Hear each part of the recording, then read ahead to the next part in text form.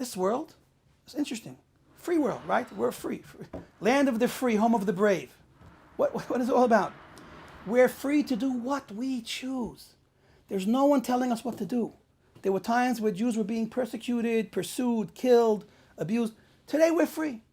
And all of mankind is, we're mature, we're free, and it's up to us to educate ourselves and choose our life path. We're free to do whatever we want. We can become that poster, or we can become that poster. The same paper is you can draw whatever picture you want. The same world we can use for whatever life we want to create.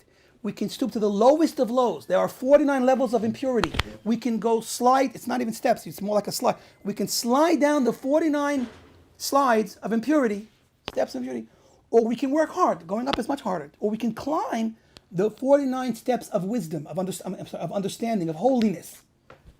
Those are our two options. Same world, two options. And that's, I think, the message in the Parah Aduma. This idea that's connected with death, because sin and death are synonymous. Death comes from sin. So it represents the shortcomings of man. It represents our downfall. But it also represents the purification from that, and they're both, this contradiction is what life is all about. The internal contradiction with body and soul coming together. I can become the worst person, I can destroy this world, or I can become the best person and build this world. I'm either the biggest builder or the biggest destroyer, or somewhere in the middle. And that's the symbolism in the whole procedure. We went outside of the holy realm of the camp, but we're sprinkling and we're directing it to the Holy of Holies. Why? Because that's our choice in life.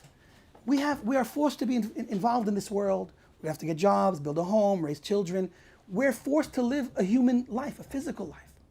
The end of it is, what do we do with it? How do I direct it? Am I directing it up, or am I allowing it to bring me down? Same world, same life.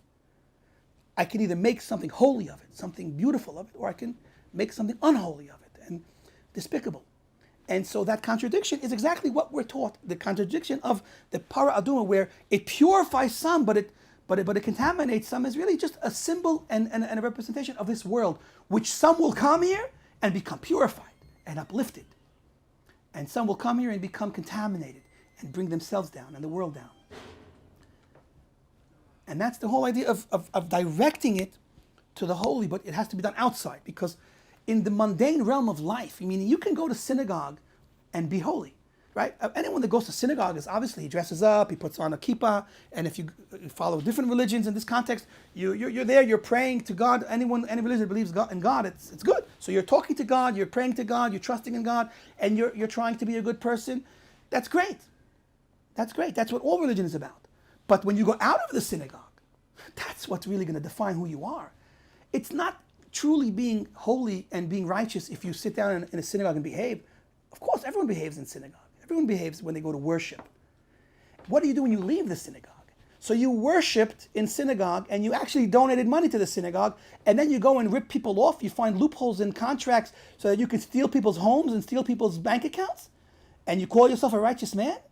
The true test of who and what you are is how you behave in the world, in the physical world, the real world. That's outside of the temple. And that's why we go outside of the temple, but we have to direct our actions to the Holy of Holies, meaning everything we do, whether it's in the temple or whether it's out, has to ultimately be directed towards that nucleus, towards that center of it all, which is goodness, truth, godliness, Torah. Okay? That's the solving the riddle of the Parah Aduma. That's one of the solutions for the riddle. It's really a riddle of our own lives and what we're here to accomplish in this world.